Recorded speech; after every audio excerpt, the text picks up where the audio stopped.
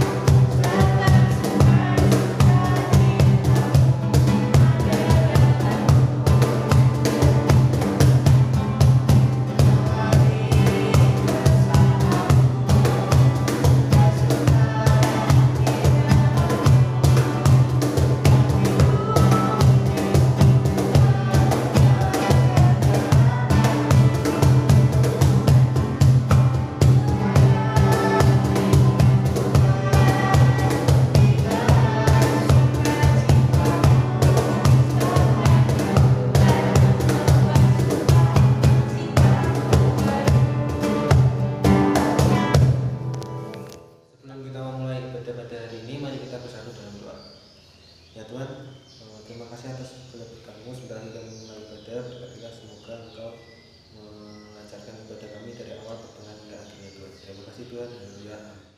Sebelum kita mendengarkan firman Tuhan, mari kita menyanyikan lagu Pelangi Kasih-Nya.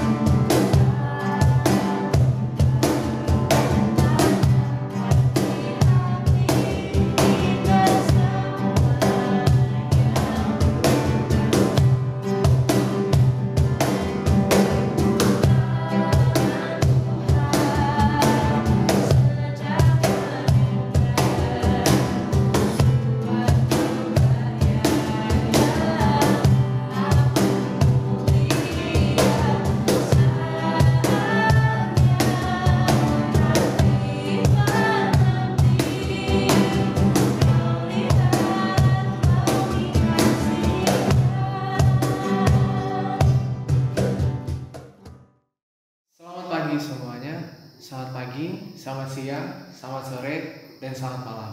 Tergantung teman-teman nontonnya ini kapan. Perkenalkan, nama saya Ones. Mungkin teman-teman remaja jarang melihat saya, tapi kali ini saya diberi kesempatan oleh PPJ untuk bisa menyampaikan firman Tuhan untuk hari Minggu ini. Kali ini kita akan membahas tema yaitu adalah Sang Gembala Pemelihara Jiwa, terambil dari Mazmur 23. Teman-teman bisa mempersiapkan dahulu dari Mazmur 23. Oke, Mazmur 23. Tuhan gembalaku yang baik. Mazmur Daud. Tuhan adalah gembalaku, takkan kekurangan aku. Ia membaringkan aku di padang yang berumput hijau.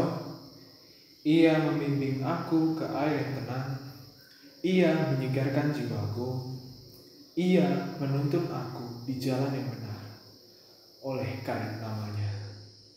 Sekalipun aku berjalan dalam lembah kekelaman, aku tidak takut bahaya, sebab Engkau besertaku. Gadamu dan tongkatmu, itulah yang menghibur aku. Engkau menyediakan hidangan bagiku di hadapan lawanku. Engkau mengurapi kepalaku dengan minyak, pialaku penuh melimpah.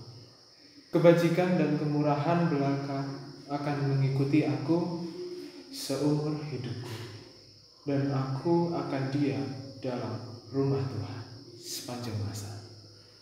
Demikian firman Tuhan. Bagi setiap yang mendengarkan, diberkatilah mereka. Oke, shalom teman-teman. Kali ini temanya adalah Sang Gembala Memelihara Jiwa. Saya ulang sekali lagi ya, tadi ya. Oke, sedikit pertanyaan teman-teman. Apakah pernah sih teman-teman remaja merasa takut? Pernah nggak? Tentunya pasti pernah ya. Namun karena apa sih? Karena apa teman-teman remaja takut? Pasti beragam. Mulai dari ada yang persoalan ujian, sekolah, terus di lingkungan sosial, mungkin bisa juga di dalam percintaan. Tapi yang pasti kalau untuk sekarang adalah untuk permasalahan COVID-19 ini ya teman-teman. Mungkin itu adalah sebagian dari ketakutan kita karena pandemi ini. Lalu bagaimana teman-teman untuk mengatasinya?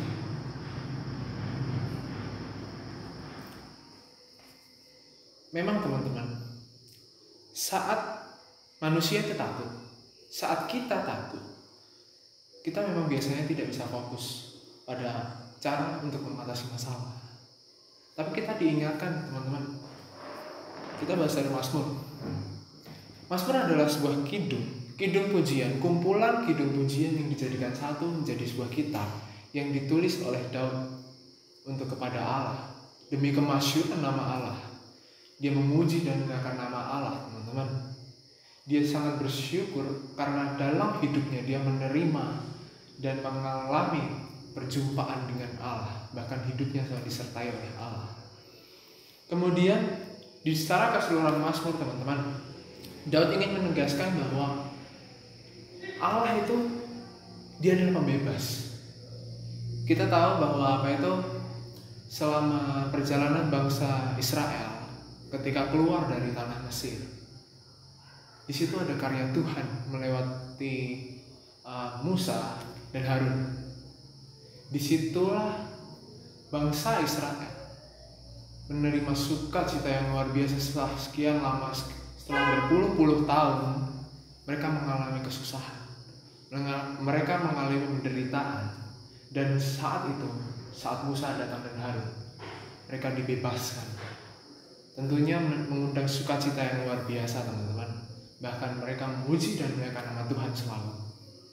Disinilah juga termasuk juga dalam peristiwa yang dialami oleh Daud sendiri sampai dia bisa menjadi raja di Israel.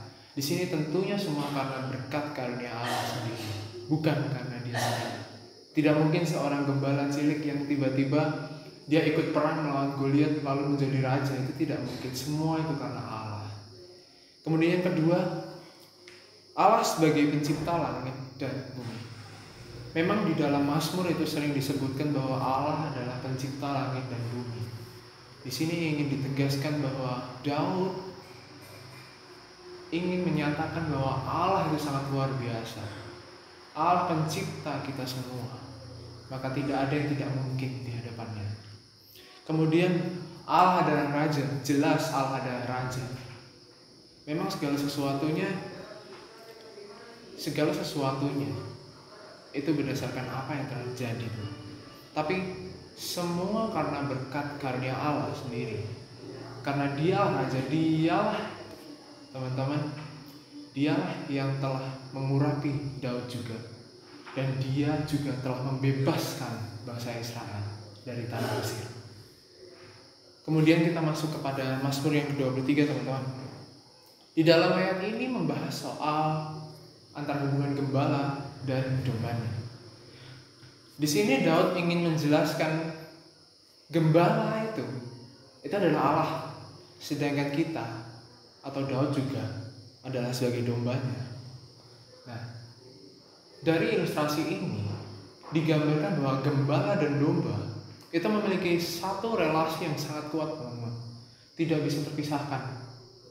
Ya kali kan teman-teman, gembala tanpa domba, lalu dia mau mengembalakan apa? Kemudian juga sebaliknya, domba tanpa gembala, mereka mau kemana? Mereka nggak bisa apa-apa, mungkin bahkan mereka akan mati di hutan liar tanpa gembala.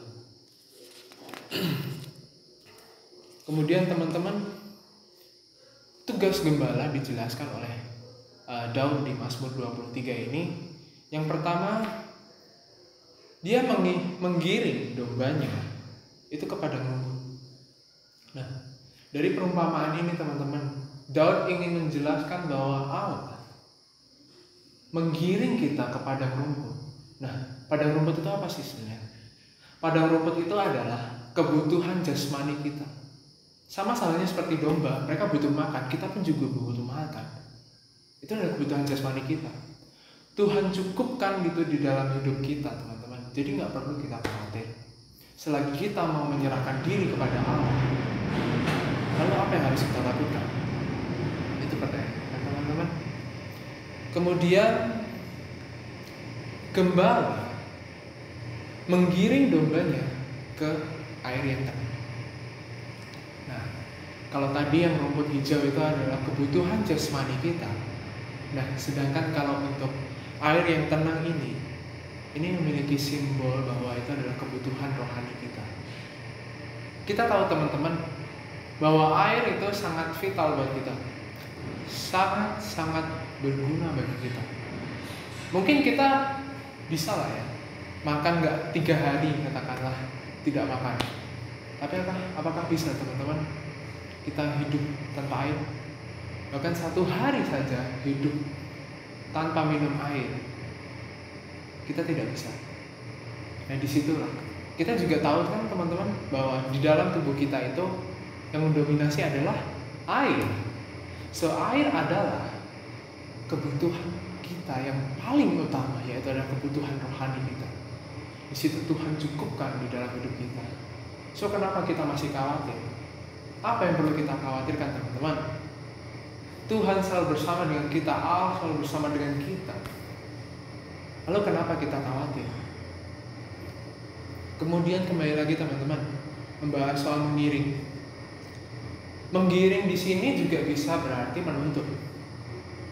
Berarti, apalagi yang menuntun ini adalah gembala, maka ada jaminan keselamatan, teman-teman. Jaminan akan keamanan yang akan diberikan kepada domba-dombanya. Bahkan di ayat 4 juga dijelaskan bahwa gadamu dan tongkatmu itulah yang menghibur aku. Disinilah menjelaskan bahwa Allah atau gembala memberikan keamanan secara utuh kepada kita, teman-teman. Jadi kita tidak perlu takut. Kita sudah dilindungi. Bahkan ketika kita tersesat, kita dicari oleh gembala kita, yaitu Allah sendiri. Kemudian bahkan kita tahu teman-teman, dalam apa itu gembala menjalankan tugasnya, tentu pasti akan banyak hewan buas yang datang atau mungkin pencuri. Maka dari itu teman-teman, gembala juga mempertaruhkan nyawanya. Sama halnya Allah mempersembahkan Yesus pada kita untuk menebus dosa kita. Kurang baik apa Allah di dalam hidup kita, teman-teman? Kemudian gembala tidak akan mencelakakan dombanya, itu jelas pasti. Namun dia melindunginya. Terutama apa itu untuk yang mencelakakan ini dalam artian adalah lembah kekelaman itu tadi ya teman-teman. Tidak akan ada satupun gembala yang akan mencelakakan dombanya, itu jelas. Di sini kita perlu berkaca teman-teman. Kasih yang dari Allah itu tidak main-main. Kasih agape dari Allah itu ada dalam hati kita. melekat pada hati kita. Bahkan kasih yang sangat begitu besar itu menyertai kita. So kenapa kita masih takut? Kenapa kita masih merasa takut? Ya memang takut itu adalah sifat alamiah kita. Kita diberi ego oleh Tuhan, dan di dalamnya juga ada ketakutan. Takut dalam hal apapun itu. Tapi ketika kita menyandarkan diri kepada Allah, so kenapa kita harus takut? Teman-teman, jika kita merasa takut, ada Tuhan yang adalah gembala kita, yang sanggup menolong kita. Maupun itu di saat teman-teman menghadapi ujian, ulangan, atau mungkin juga di dalam lingkungan sosial, pasti akan merasa takut. Apalagi dalam hubungan percintaan, apalagi cowok-cowok tuh yang menembak cowoknya, aku gak apa, serahkan aja sama Tuhan. Dan yang paling penting sekarang ini tuh teman-teman, untuk masalah COVID-19, teman-teman diharapkan untuk menyerahkan diri kepada Allah, karena Allah sanggup menuntaskan semuanya itu. Maka kita tidak perlu takut. Selagi kita mau percaya, kita mau menerima Allah di dalam hidup kita, kenapa harus takut, teman-teman? Lanjut, kita akan masuk ke ayat yang ketiga. Perhatikan kata menyegarkan, teman-teman. Sekalian ini sekaligus sedikit pengetahuan buat teman-teman ya. Menyegarkan di sini di dalam bahasa aslinya itu artinya shoka, yang berarti juga menyegarkan, mengarahkan, membetulkan, dan juga memulihkan, sehingga kita tidak akan tersesat. Jadi tidak hanya menyegarkan jiwa kita, tapi dia juga memperbaiki apa yang di dalam kita, teman-teman. Selain dia memberikan kita rasa aman, dia mencukupi kebutuhan kita, dia juga memulihkan kita. Maka di sini kita jelas, teman-teman, bahwa Allah itu memberikan bukan apa yang kita minta, tapi apa yang kita butuhkan. Lebih dari apa yang dari kita pikirkan.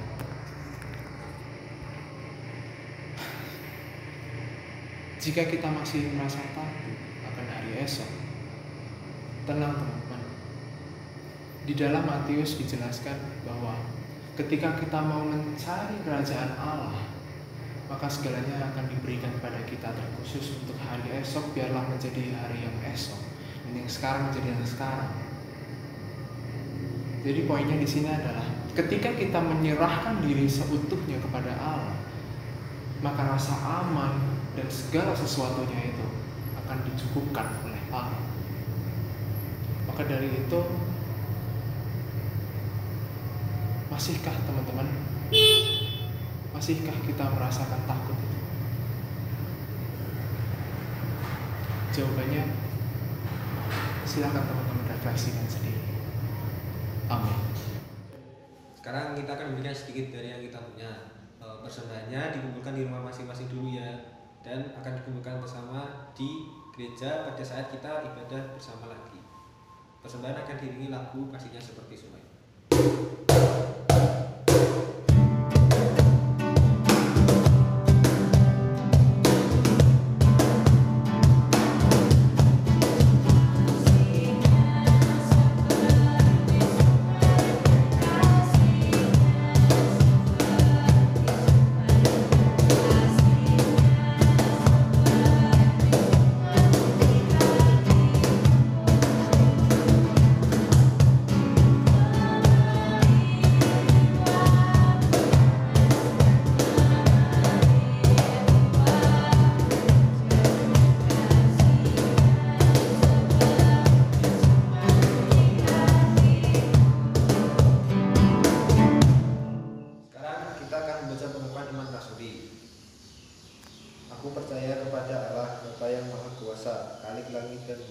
Dan kepada Yesus Kristus, anaknya yang tunggal Tuhan kita, yang dikandung daripada Roh Kudus, lahir dari anak darah Maria, yang menderita sengsara di bawah pemerintahan Pontius Pilatus, disalibkan, mati dan dikuburkan, turun ke dalam kerajaan maut. Pada hari yang ketiga, bangkit pula dari antara orang mati, naik ke surga, duduk di sebelah kanan Allah, Bapa yang Maha Kuasa. Dan dari sana ia akan datang untuk menghakimi orang yang hidup dan yang mati. Aku percaya kepada Roh Kudus, gereja yang kudus dan persekutuan orang kudus, pengampunan dosa, bangkitan daging, dan hidup yang kekal. Teman-teman, sebelum kita mengakhiri ibadah pada hari ini, mari kita menaikkan doa syafaat. Selamat pagi Tuhan Yesus, terima kasih ya Tuhan atas berkat yang sudah Kau limpahkan pada kami sehingga kami bisa melakukan ibadah pada hari ini ya Bapak. Tuhan, kami berdoa ya Tuhan untuk dunia dan bangsa ini ya Tuhan yang sedang terkena pandemi corona ya Bapak, kiranya Kau berkati supaya pandemi corona ini segera bisa berlalu dan cepat selesai ya Bapak, supaya kami bisa beraktivitas seperti setiap kala lagi ya Tuhan. Tuhan, kami tadi juga sudah mengumpulkan persembahan, kiranya Kau berkati Tuhan supaya orang yang mengelola persembahan ini bisa menggunakan kebijakannya ya Tuhan. Semoga persembahan ini bisa berguna bagi orang-orang yang membutuhkan Tuhan Yesus. Tuhan, itulah seluruh doa permohonan kami ya Bapa yang kami minta dalam suatu kuasa nama Tuhan Yesus Kristus. Haleluya. Untuk mengakhiri ibadah pada hari ini, mari kita nyanyikan lagu Terima Sukacita Surga.